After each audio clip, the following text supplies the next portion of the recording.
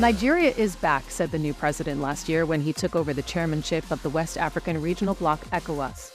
He pledged to boost his country's influence after years of inward-looking administrations, economic malaise, and security challenges. I spoke about that with the country's Foreign Minister Yusuf Tugar in a special conflict zone from the Berlin Global Dialogue. How does he see Nigeria stepping up its leadership role when it confronts a domino of coups on its doorstep, foreign powers positioning for influence on the continent, the conflict in Sudan, and citizens leaving Nigeria in the face of economic and security fears?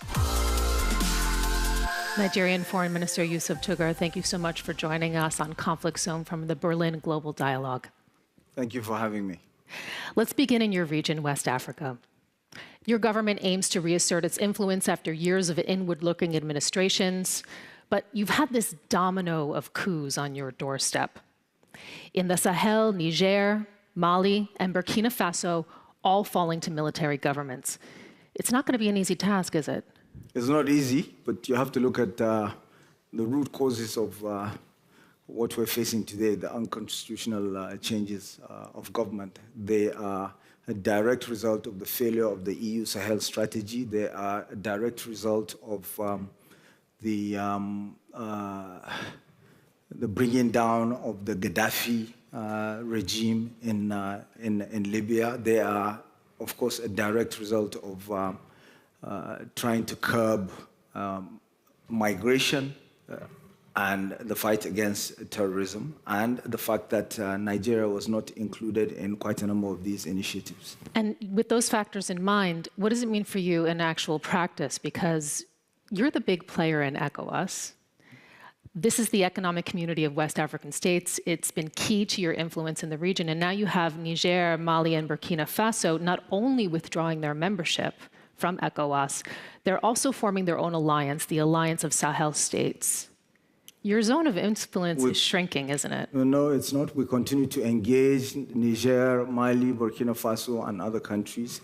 We don't see them leaving simply by pronouncing that they've left. There's a process.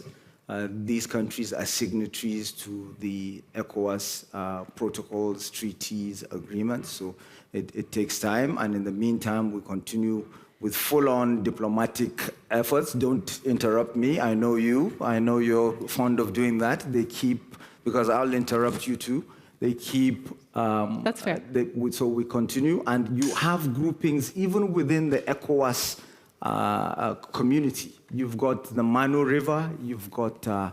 we are part of the MNJTF, for instance. So there's nothing wrong with having such groupings as being part of ECOWAS. So it does not necessarily mean that they stand in conflict with that. But ultimately, I mean, they don't seem as if they're interested in rejoining anytime soon. Well, or do you see the possibility of them efforts. rejoining in the next 2 to 3 years? Ultimately, we continue to make these diplomatic efforts. We're making headway. It's a process. It's not an event. When your president took over as chair of ECOWAS last year, he said the following, and I'd like to quote him. He says, he would not allow coup after coup in West Africa, and that you must not sit in ECOWAS as, quote, toothless bulldogs. Now, when we look at the situation in ECOWAS failed to make good on a threat to militarily intervene to stop the coup in Niger.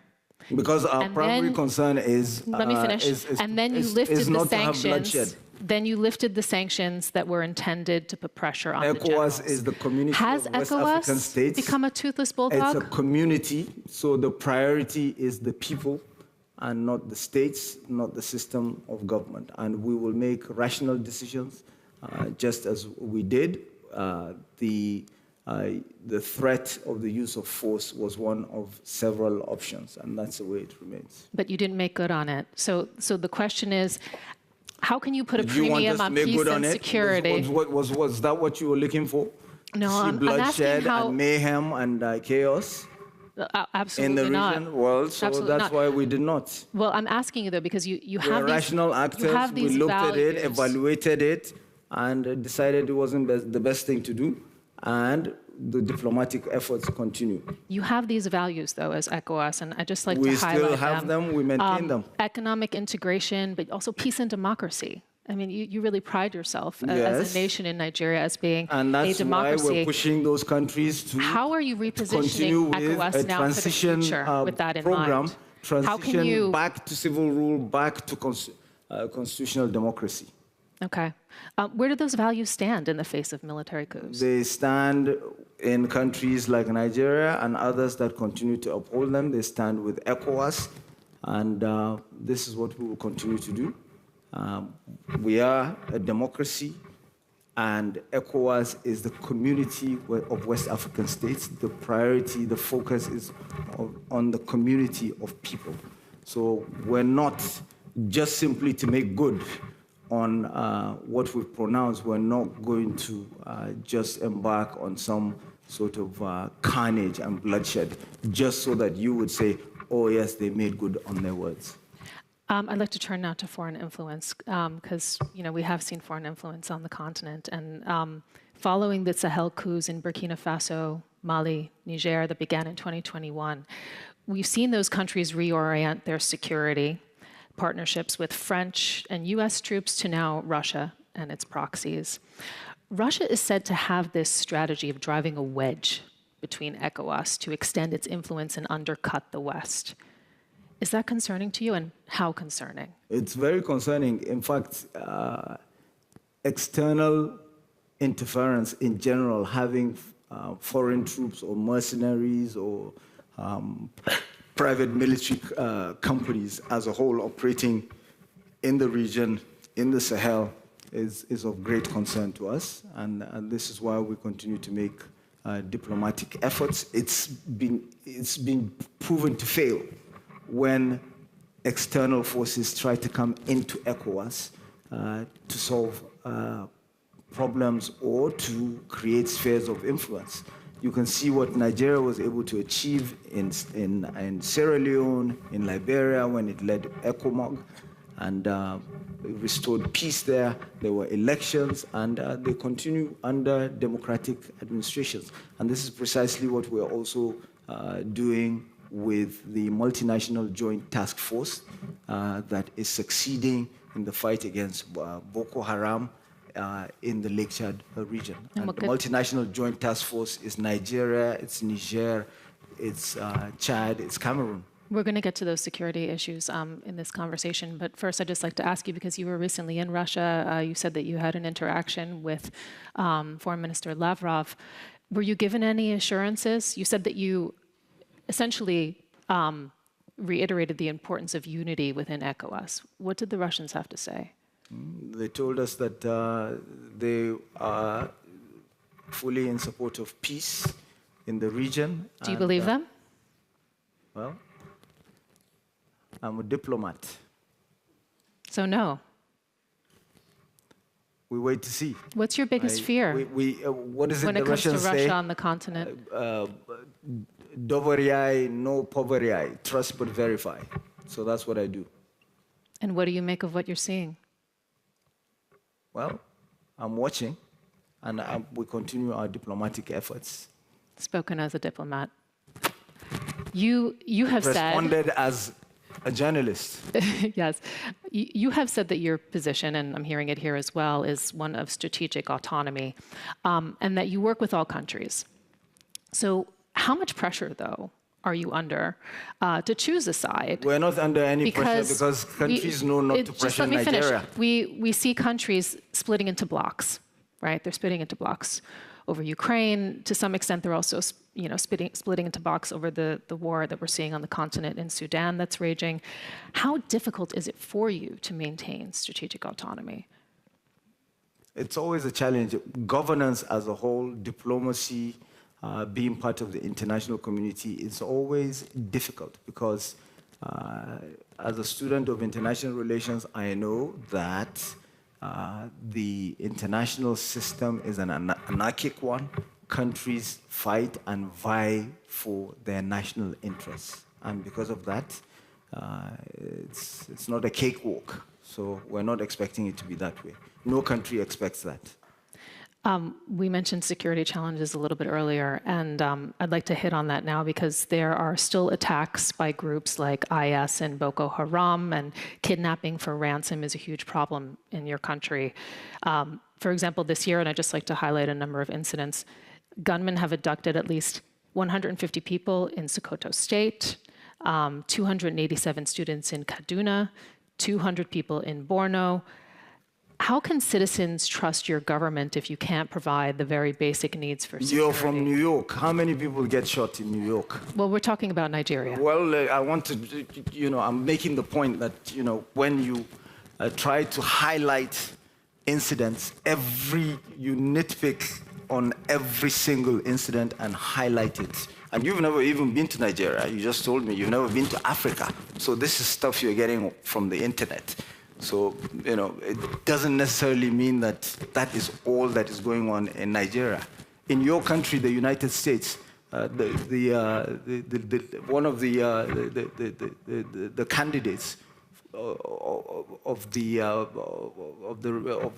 leading parties for the presidential elections was shot at. Does that mean you highlight that and just write off the United States of America? I'm just asking you what the majority of Nigerians are saying. And here's some polling that's coming out of your country, and it says that the majority are of the opinion that you're not doing enough to curb kidnappings. Is that a fair criticism? You can focus on the negative if you want and create a narrative out of it. I want to hear what you're doing. Or you can focus on the positive. So we are a country of 220 million people. There will be acts of violence, there will be conflict, but we remain a deliberative democracy. We're making rapid progress in our nation building, in development, and majority of Nigerians live in peace. It's been said that extreme poverty, especially in rural areas, has made it easy for jihadists to continue recruiting among frustrated youth. Boko Haram has been described as still being extremely powerful. No, that's nonsense. Utter nonsense. Okay. I don't know where you're getting that from. I know you get all your information from the internet. So you've stamped out the group? Because you've never even been to... You've stamped out the group? Completely degraded. Have you been able to stamp out Boko Haram? You have cells of Boko Haram that still operate, but it does not mean they don't control any territory. Okay? And so to describe them as that is utter nonsense. Well, it's been described as a terrorist group. You need to check other websites. This one that you downloaded from is the wrong one. Okay, well, even if you're able to reduce violence in your country, how are you going to keep it out? Let's look at the region more broadly, okay? Tackling poverty. Analysts have said... security. Focus on the things that we're doing, that this administration is doing, on tackling poverty, on food security. Analysts have said, for example, I want to look at one aspect of this, because analysts have said that the coups in Mali, Niger, and Burkina Faso have largely led to an increase in violence, like transnational terrorism, due to the failure of the and EU's organized strategy, crime. Due to the collapse of Libya, but how big a blow is it to tackle and light weapons? So we're having to deal with it. The G5 Sahel, Operation Barkhane, that Nigeria was not a part of, in comparison to what we were a part of, which was ECOMOG, that we led, successfully resettled Sierra Leone, resettled Liberia, and which we're doing with the Multinational Joint Task Force. That's Nigeria for you. I'd like to turn... You know what they used to call us? The Ghostbusters. That was Nigeria. Another potential flashpoint for your security, and I'd like to turn to this as well. I thought you were going to talk about potential flashpoint between you and I on this stage. We don't have any flashpoints.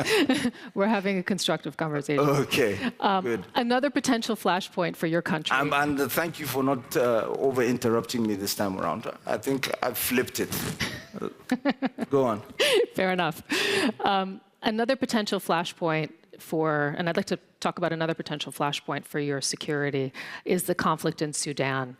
The former Prime Minister, Abdallah Hamdok, says that he fears the civil war is, quote, fertile ground for the spread of regional terrorism. Do you share that fear? I do. Not only that, I share the fear of the repercussions on Nigeria because we have about 8 million Sudanese of Nigerian extraction. So we have our largest diaspora in Sudan, which is why, sometimes we wonder why, there's so much hue and cry about migration and Nigerians living in Europe or other parts of the world, because Sudan is our largest diaspora, and it goes back in history because of the pilgrimage to Mecca on foot, on horseback.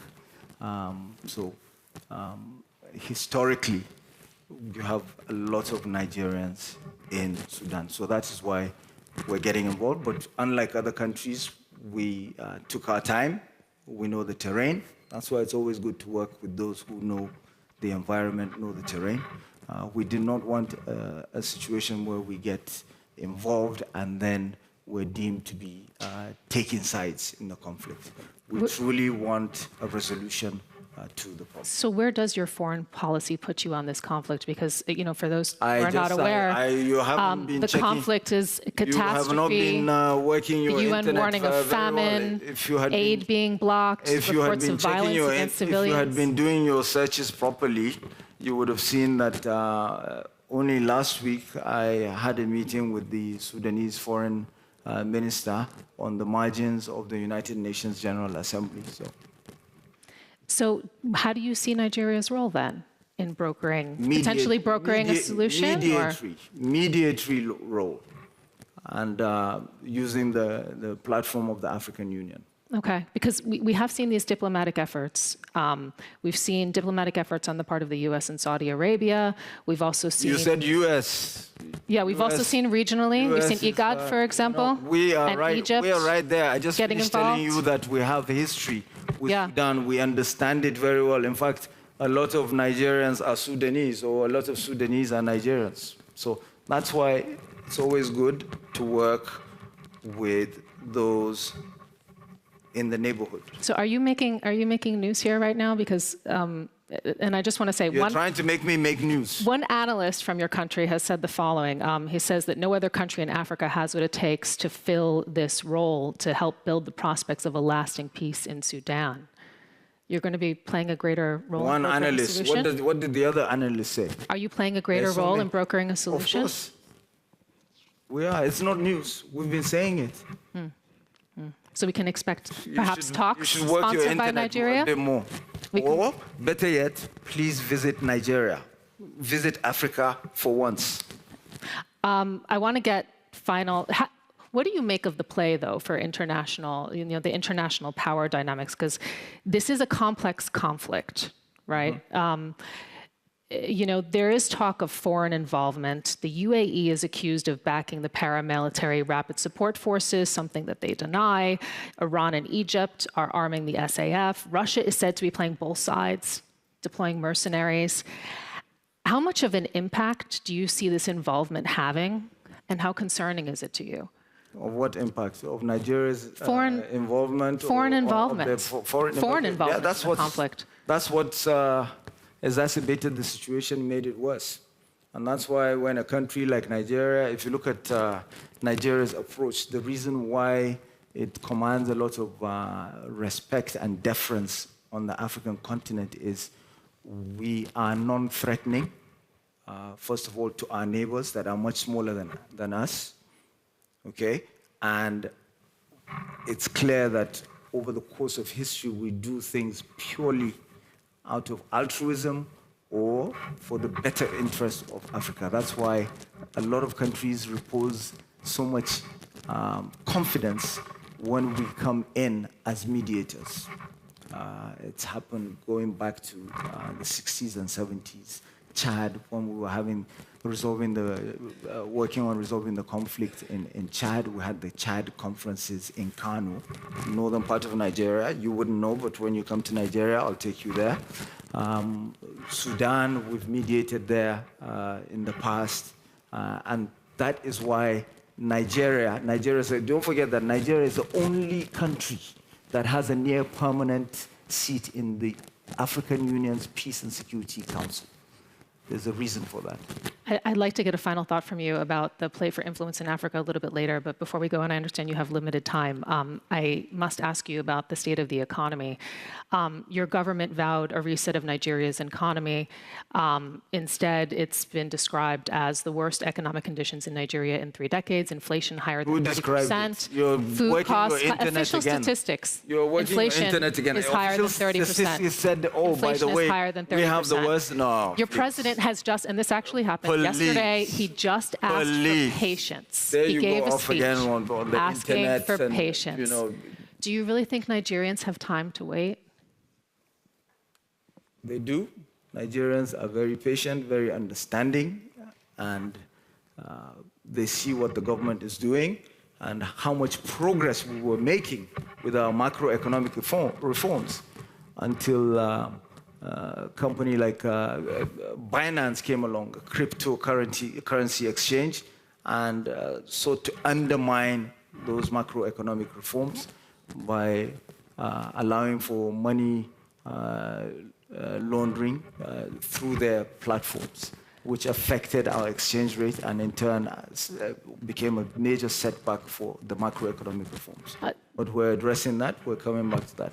I see you're quite eager to say something. Yeah, tell me a little bit more about the protests, because I mean, you have had nationwide protests. You had them in August, you also had them again this week. The ones in August. Why is it that whenever there's a protest in Nigeria, it gets overblown? Well, we are a deliberative democracy. Citizens are asking for a reversal of some of your policies. Exactly. Exactly, and that's what I would like to ask you. And so I don't know why. How high is the risk a protest that the in Nigeria, pain, oh look, there's a protest in Nigeria, the whole roof is going to cave in. How high is the risk that the economic pain, believe it or not, shake people's foundation, though, in that democracy? Believe it or not, we are a democracy. Same way that you have protests in your country, the United States, same way that you have protests here in Germany where you live, we also have protests in Nigeria. It's a deliberative democracy. People are allowed to voice their opinions, and they have freedom of association. They have freedom to express themselves. And so it should not be different. Yeah. Simply because the it's way Nigeria, that they are because it's an African country, or especially because it's the largest black nation, therefore, oh, look. Yeah. Just one very quick question, and then we have to go. And I'd like to ask you about the future, the youth, because you've talked about the demography in your country and how you have such a strong young population. But a lot of the youth are saying and are leaving the country. There's actually this term. There's it sounds like those commercials where they say 9 out of 10 doctors said this or that. A lot of the youth. Well, it's estimated that more than 3.6 million people have chosen to leave Nigeria over. Which website? That's your official statistics. I know that, which website? Please? That's your official statistics from the government. Which website? Quoted by BBC. That's your official statistics. So BBC is Nigeria's official Are you concerned about the number of Nigerians leaving? About the number of Nigerians leaving? Yeah.